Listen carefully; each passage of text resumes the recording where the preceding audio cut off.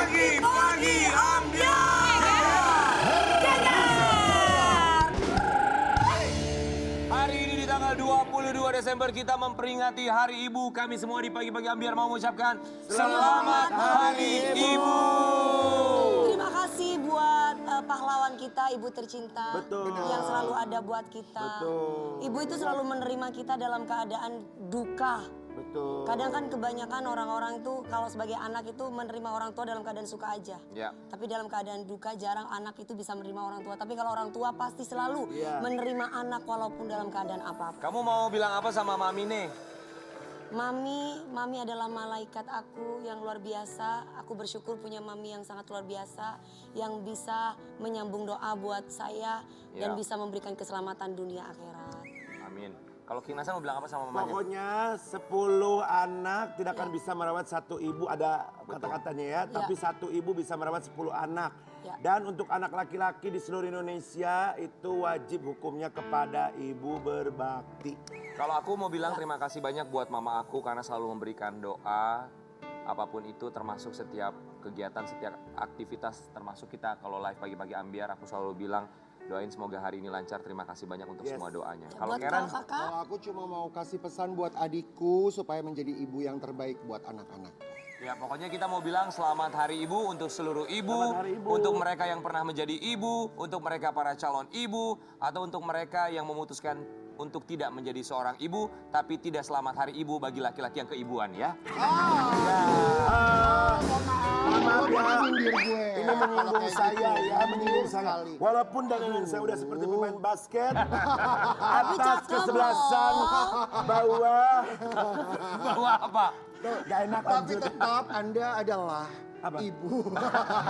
guys kalian udah memberikan Ngomong gitu. hadiah nggak buat ibu kalian? Ya pokoknya hadiah kita yang terpenting adalah kita mendoakan semoga ibu-ibu kita selalu diberikan kesehatan. Muliakan ibu kamu, pasti hidupmu akan mulia. Betul. Termasuk bintang tamu kita pagi hari ini di Hari Ibu, kita akan menghadirkan sosok selebriti tanah air yang sudah menjadi ibu. Mereka adalah sosok ibu-ibu yang sangat luar biasa. Kita akan hadirkan yang pertama. Denada. Selamat pagi. Pagi-pagi Ambiar.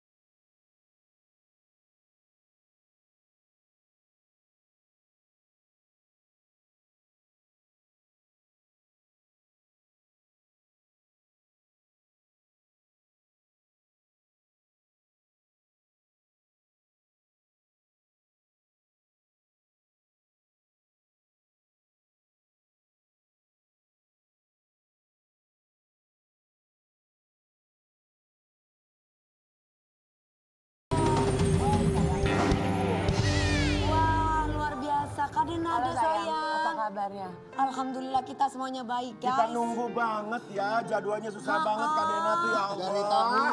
Dari tahun 56. Kita seneng loh, Denada hadir aku di yang sini di terima Pagi-pagi kasih banyak. Ambiar. Sehat ya. Hari ini Hari Ibu kita juga punya sesuatu, udah dapat satu bunga, kasih lagi Wi. Karena ini Kok adalah gua seorang... nggak dikasih tadi sih baru ada Iya, ada ini ada. Lu kan hostnya, ini bintang tamu Wi. Kasih. Tapi ini hari ibu tidak memandang siapapun tetap dikasih bunga. Iya. Nanti Bu, ini pot lu bawa pulang pot ya. Ini kasih buat Mbak Denada dulu dong. Satu lagi. Selamat Hari Ibu loh kakak. Iya.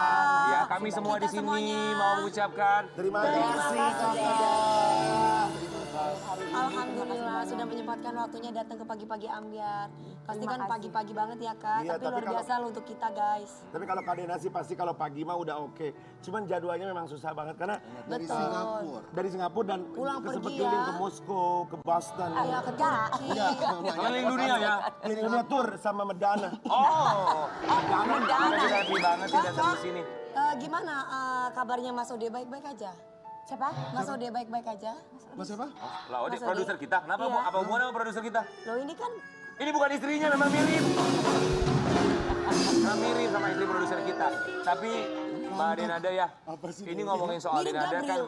Perjuangannya sangat luar biasa sekali. Kita tuh benar-benar mengapresiasi perjuangan yang tidak mudah, tapi semoga bisa memberikan inspirasi buat mereka juga yang terus berjuang bagi Amin, anak-anaknya. amin, amin, Kita mau kasih lihat dulu, ini ada cerita dari seorang Denada yang pulang ke Indonesia setelah kurang lebih 3 tahun di Singapura. Betul.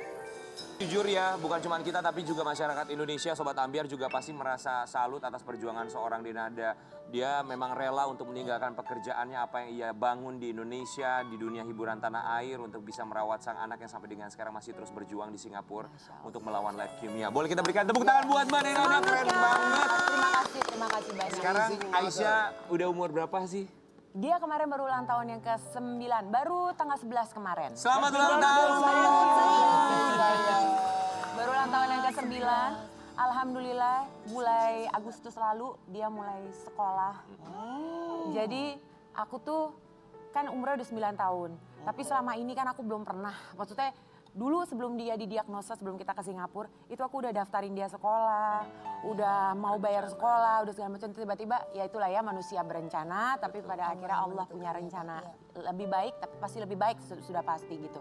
Jadi bayangan dulu kalau dia masih treatment itu kita suka kalau pagi-pagi pas lagi sarapan tuh suka duduk di jendela apartemen tuh kita suka ngeliatin anak-anak sekolah pada pakai baju seragam keluar dari apartemen mau ke sekolah gitu.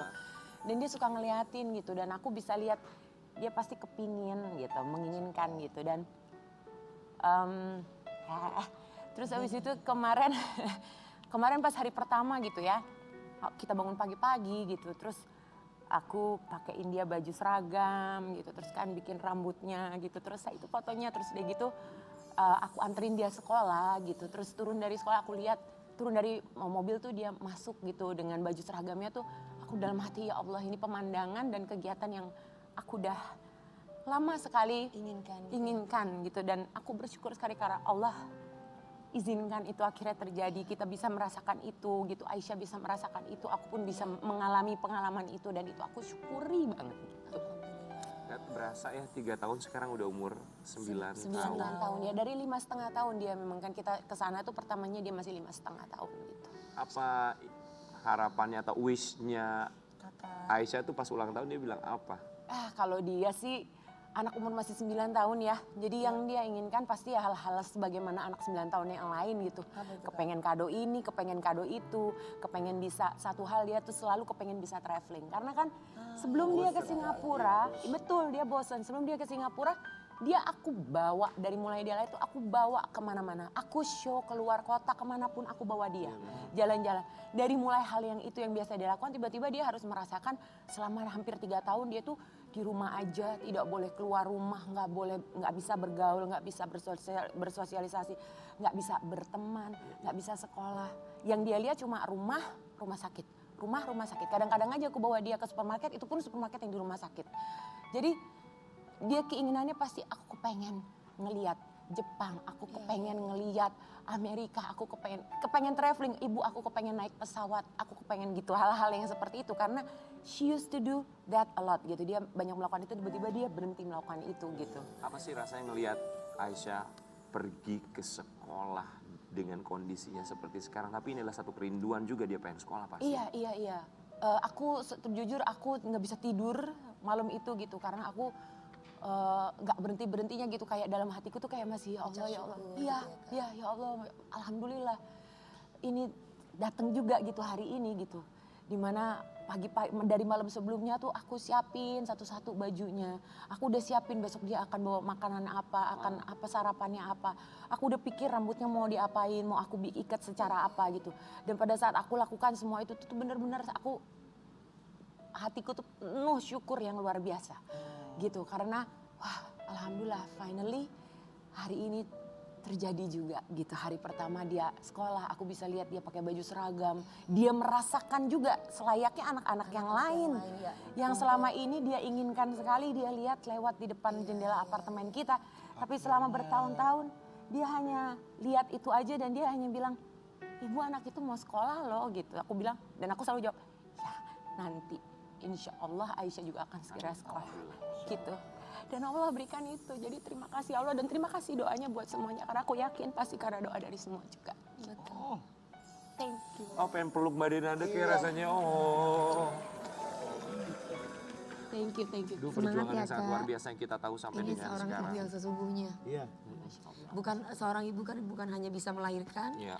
tapi yang paling utama adalah bisa mendidik, merawat, dan ada kasih sayang buat anak tercinta. Kalau ibu bisa begitu tuh sama anak, tapi kalau anak kalau ibunya sakit belum tentu begitu. Betul. Tapi kalau ngomongin soal sakitnya Aisyah, dia tahu nggak sih kondisi yang sebenarnya? Sekarang dia udah karena udah mulai gede ya. Dia sudah bisa mengerti pada saat dia ke klinik itu tulisannya adalah Viva University Children Cancer. Dia udah tahu bahwa cancer gitu. Yang aku kaget banget Kak. Dia tuh kan lagi suka banget bikin bukan novel ya, cerpen. Anak itu suka nulis, anak itu suka nulis. Dia suka bikin puisi, dia tiba-tiba suka bikin komik, dia suka nulis cerita pendek gitu. Suatu hari dia tiba-tiba lagi nulis, aku pikir ya nulis komik lain nih gitu. Terus dia jadikan buku kecil, jadi dia staple sendiri, habis itu jadi buku kecil gitu. Terus aku tanya nulis apa Nang? Terus aku lihat, aku baca. Aku bawa sampai sekarang itu bukunya di jurnal aku setiap hari. Dia rupanya menceritakan tentang apa yang terjadi kepada dia. Yang aku nggak nyangka bahwa ternyata dia mengerti itu. Gitu. Jadi dia bilang, namaku Aisyah, beberapa tahun yang aku orang Indonesia, beberapa tahun yang lalu ada sesuatu yang terjadi di badan aku dan aku memiliki sel kanker. Dia ngomong pakai bahasa Inggris, ya aku memiliki sel kanker dalam tubuhku dan untuk itu aku harus melakukan treatment di Singapura dan semenjak itu kita tinggal di Singapura dan treatment itu sulit sekali. Dia ceritakan bagaimana apa yang dia rasakan pada saat dia harus menjalani namanya kemoterapi dan segala macam yang kayak gitu. Di situ aku kaget karena kan selama ini aku selalu nggak pernah ceritakan sama dia sebenarnya kondisi dia gitu. Dan ternyata selama ini itu yang aku juga nggak nyangka. Dia memahami itu, tapi dia memilih untuk tidak mendiskusikannya, mungkin tidak menceritakan dengan aku karena mungkin dia takut aku sedih. Pemahaman itu di satu sisi Masya Allah, tapi di sisi lain aku jujur ada sedikit sedih dan sedikit menyalahkan diriku sendiri. Kenapa kok dia sampai harus merasa dia harus menjaga perasaan aku sampai seperti itu. Luar biasa gitu. ya. Mungkin dia juga tidak mau melihat ibunya sedih karena dia juga sudah melihat ibunya berjuang sangat luar biasa sekali. Tapi Aisyah pernah mengeluh nggak sih Mbak Denada? Wah kalau mengeluh pasti yang namanya dia harus menjalani kemoterapi itu kan treatment yang enggak Masya Allah ya. Itu hari-hari yang luar biasa ya. Dari yang umur kita kapan Kak? 5,5 tahun deh. Melakukan kemo. Yang mulai melakukan kemo. Begitu 5,5 tahun dia didiagnosa, nggak lama kemudian kita langsung pindah ke Singapura dan saat di Singapura dia langsung harus menjalani kemoterapi. Jadi semenjak saat itu ya anak umur 5,5 tahun ya hampir tiap hari dia harus urusan jarum Dan apa. gemesnya adalah dia mau dipanggil Aisyah. Dia mau dipanggil Aisyah. Iya. Itu ceritanya gimana sedikit? Dia jadi Namanya bukan Aisyah.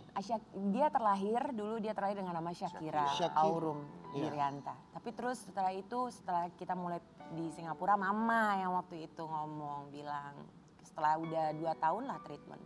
Mama bilang, Mbak kamu mau nggak kita ganti namanya Syakira?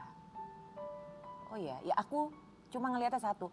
Ini kan yang putrinya nih. Selama ini dia melihat, mungkin kalau selama ini yang aku lihat adalah anakku menjalani segala treatment yang menyakitkan buat dia. Kalau mamaku kan yang putrinya kan 2 orang berarti dalam hidupnya, anaknya dan cucunya yang harus menjalani masa yang kurang enak gitu. Jadi dia bilang, diganti ya namanya, mau nggak? Oh ya boleh, kita ganti aja kalau gitu. Aku tanya dulu sama anaknya. Nah dulu pada saat aku lagi hamil, aku punya beberapa list nama, Syakira, Fatima, nah salah satunya tuh Aisyah. Gitu. Jadi dia mau ya? Mau, aku tanya sama dia mulai sekarang boleh nggak kalau ibu ganti namanya Syakira jadi Aisyah. Terus dia diam.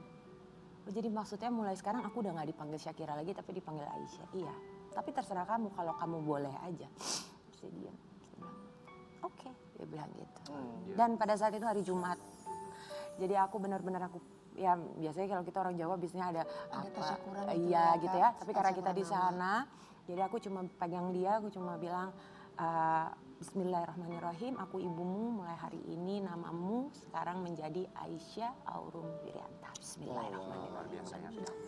Tapi Mbak Denada kan kita juga sama-sama tahu ya untuk pengobatan cancer walaupun memang ada yang ditanggung juga oleh negara kalau memang pengobatannya di Indonesia. Tapi ketika terbang ke luar negeri memilih untuk pengobatan di luar negeri kan biayanya pun ya Oh iya. tidak mudah dan tidak murah, dan yang kita tahu bahkan seorang Mbak Denada ini sampai menjual beberapa asetnya. Oh iya. Apa aja yang harus dijual? Singapura ya, yang kita tahu negara yang, aduh ininya mahal, benar. Apa-apa mahal di sana kita tahu deh ya, karena kan pasti kebanyakan dari kita udah pernah jalan-jalan ke sana gitu. Jadi itu juga berlaku terhadap biaya kesehatannya gitu, perawatan kesehatannya. Sebelum berangkat kita udah diinfokan ini gitu sama tim dokternya Aisyah di Indonesia gitu. Dia udah bilang, Ibu pokoknya kalau misalnya ke Singapura, saya cuma mau kasih tahu bahwa di sana itu bisa 2 kali 3 kali lipat lebih mahal dari perawatan di sini gitu. Jadi ini saya kasih tahu hanya supaya Ibu bersiap gitu. Dan pada akhirnya di YouTube-nya Dena pernah Dena sendiri yang bilang kalau mau menjual kan beberapa rumah aset. Rumah, tanah, terakhir kemarin pada saat pandemi aku nggak bisa pulang 2 tahun kan. Mobil, semua Semua sudah terjual, yang memungkinkan. Oh kalau tanahnya belum Kak. Rumahnya Rumahnya belum. Belum. Rumahnya belum. Tapi mobilnya udah, dan adalah apa hal lainnya pokoknya yang pada saat itu aku bisa upayakan. Aku nggak ada bitterness. Aku nggak ada kepahitan dalam hatiku karena itulah pertolongan Allah untuk aku. Aku rupanya di situ baru aku tahu, oh aku dititipi mobil ini, dititipi perhiasan ini itu buat pertolongan Allah untuk yang keadaan hari ini. Dan rumah yang dijual sama Dena tuh pada akhirnya harganya murah sekali ya. Dan rumah Apartemen. itu rumah Juga iya yang benar. di Pejaten Betul, kan. yang di Pejaten. Rumah Harganya itu punya sudah cerita dijual, banget Kak. tentang Udah laku, Dena. Kak. Iya, belum laku sampai sekarang. Belum ketemu jodohnya, tapi Semoga disegerakan. amin. Tapi Mbak Dena kan 3 tahun di Singapura yang artinya memang tidak bisa bekerja juga saat itu. Itu untuk pemasukan, apa yang dilakukan? Kalau untuk pemasukan, untuk bisa membiayai hari-hari di Singapura,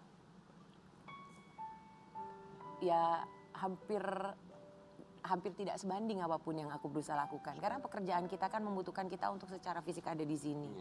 Dan dengan posisi aku, dengan situasi pandemi, di mana dengan situasi pandemi, teman-teman yang di entertainment industry yang di Indonesia aja juga merasakan kesulitannya. Apalagi aku yang berada jauh dari Indonesia gitu. Jadi banyak hal yang aku lakukan. Aku juga menjadi seorang instruktur Zumba akhirnya. Dan Di Singapura? Di Singapura. Visual ya? Iya, Virtual. Iya, secara virtual aku ngajar seminggu 2 kali. Kadang-kadang ada beberapa perusahaan di Indonesia, terima kasih banyak yang udah ingat aku setiap kali mereka mau bikin acara kesehatan, mereka minta aku secara virtual semuanya. Tapi alhamdulillah itu ya Jalan dari Allah lah ya, jalan Kak, dari ya. Allah gitu. Walaupun tidak bisa of course lah ya, tidak bisa mencukupi pengeluaran kita yang sebegitunya, tapi tetap Membantu itu ya. namanya pertolongan Allah. Dena udah beberapa kali ya mau coba ke Jakarta ya. Udah.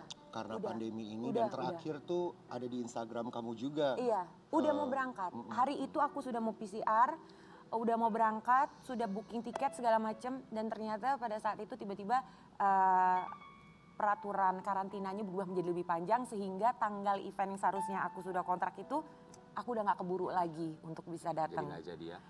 Jadi nggak apa-apa. Itu namanya kan memang pasti Belum semua rezeki. yang terbaik. Mbak Dena, jadi Aisyah sekarang kalau ditinggal gini kan di Singapura, dia sama siapa Aisyah? Ada sama, jadi dia ini adalah orang yang keluarga lah ya, keluarga. Tapi memang dari awal kita pindah ke Singapura dia sudah bantu aku di sana. Jadi dia tahu semua, dia hafal obatnya Aisyah apa saja, apa yang harus dilakukan, makanannya seperti Itu pun juga apa. pasti salah satu pertolongan dari Allah. Itu ya, pertolongan Kak, ya. Allah juga deh, betul. Diketuk hatinya untuk membantu ya. Amin, Dena, Insya Allah, ya. penasaran banget deh. Mungkin juga pemirsa di rumah penasaran. Apa sih yang membuat Dena menutup wajahnya Aisyah? Ada bacanya juga tuh, our morning routine Zoom. Setiap jam 5 pagi waktu Jakarta, begitu dia bangun tidur, aku nemenin dia sarapan sambil ngobrol. Kadang abis sarapan aku puterin lagu yang happy, kita joget-joget bareng. Aku cuma berasa aku kepengen hibur dia. Biar dia nggak terlalu berasa banget kalau aku lagi nggak deket dia. She said, I miss you ibu. Dia nggak tahu aja kalau kita hampir tiap hari nangis terkangen-kangen. I miss you tuh sayang so much. Iya. Jadi memang sampai sekarang yang aku lakukan tiap hari selama aku di sini adalah Zoom itu setiap hari, bersyukur sama yang namanya adanya teknologi. Dan aku juga pasang CCTV yang bisa ngomong, yang dia bisa dengar suara aku, dan itu aku pasang di setiap sudut rumah. Bukan karena aku nggak percaya dia akan di sana bagaimana, tapi aku kadang-kadang suka kalau aku lihat dia lagi nonton TV, aku suka, hello sayang, aku suka gitu. Aku cuma kepengen dia merasa bahwa Ada ya. Selalu aku ada ada. di Iya, hari-harinya. iya, aku ada di hari-harinya itu. Jadi itu misalnya dia lagi tidur, aku intip kalau pagi dia udah bangun, aku bilang selamat pagi gitu. Terus dia bilang pagi ibu. Itu ikhtiarku, walaupun nggak sama dengan hadirnya aku, tapi secara fisik, tapi paling tidak mudah-mudahan dengan begitu dia merasa aku ada di dekatnya dia. Dan tadi jawabannya kenapa kok dia selalu aku tutupin. Jadi dulu itu pada saat dia baru pertama kali melakukan kemoterapi, itu fisiknya berubah sekali Kak. Fisiknya berubah sekali. Ya biasalah karena memang itu udah expected. Kita juga udah dikasih tahu buat yang menjalani kemoterapi itu pasti akan mengalami yang namanya rontok rambut, kulit Itu pun yang dia nggak menghitam. tanya Kak, kenapa mama rambutnya? Tanya. Gimana? Itu yang paling sulit dulu aku jawab sama dia. Karena kan pada saat itu aku nggak bilang sama dia bahwa kamu tuh lagi treatment untuk mengalahkan kanker. Sebuah kondisi yang namanya kanker, dia nggak tahu. Yang aku bilang sama dia cuma, kamu lagi kurang sehat, sekarang kita ada di Singapura supaya kamu menjadi lebih sehat, lebih kuat. Dan pada saat mulai rontok apa segala macam, wah dia kaget sekali. Kita berusaha untuk nutupinnya itu, dia kalau tidur begini nih atau nempel di sofa, begitu bangun rambutnya ketinggalan. Jadi untuk dia nggak tahu tuh aku sama saudaraku itu, begitu dia bangun tuh kita langsung kita ambil, kita masukin kantong atau kita umpetin, kita buang supaya dia nggak sadar. Tapi kan lama-lama dia lihat wajahnya dia, pantulan dia kan di kaca, dan di situ dia bisa lihat, merasakan bahwa kok aku botak, rambutnya botak gitu.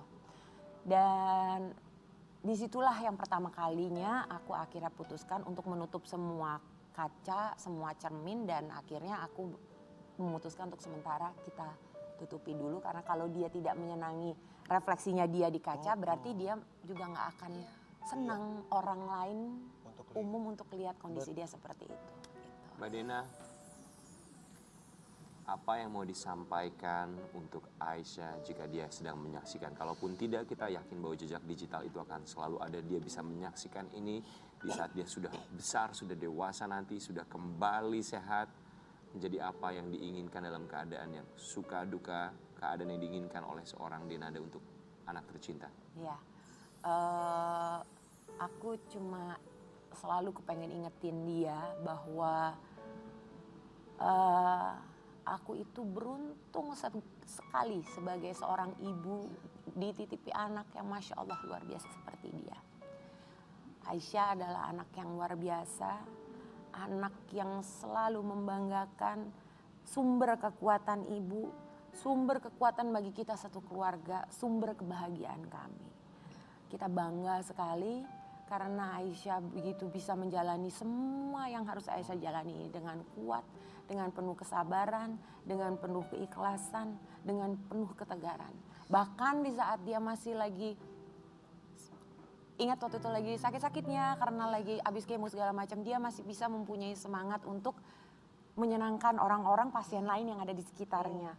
Dan itu menurut aku adalah satu hal yang aku bangga sekali yang Allah berikan sifat itu kepada Aisyah. Gitu. Memang Tuhan Jadi, itu tidak akan memberikan ujian di batas kemampuan kita. Ya. Ya. Tapi kita juga yakin apapun yang diberikan oleh Tuhan, termasuk juga ujian kepada orang-orang terpilih yang tentu saja kuat, dan ada sosok yang menguatkan seorang Denada. Siapakah sosok tersebut? Sosok tersebut punya isi hati yang mau dia ungkapkan untuk Denada.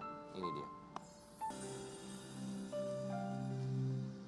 aku tuh beruntung banget karena aku punya ibu yang luar biasa. Kalau orang bilang aku itu bisa kuat menjalani semua ini, percayalah, aku tuh nggak ada kekuatan sekecil apapun, nggak ada. Hanya karena Allah kesian sama aku, hanya karena Allah sayang, hanya karena Allah berbelas kasih kepadaku, dan hanya karena doa mamahku. Aku nggak akan mungkin bisa ngejalanin semua ini kalau bukan karena itu. Gitu. Jadi aku mau ngucapin, mamaku tuh cengeng banget orangnya. Cengeng banget. Dan makanya aku suka bilang sama dia, biasalah ya, yang putri.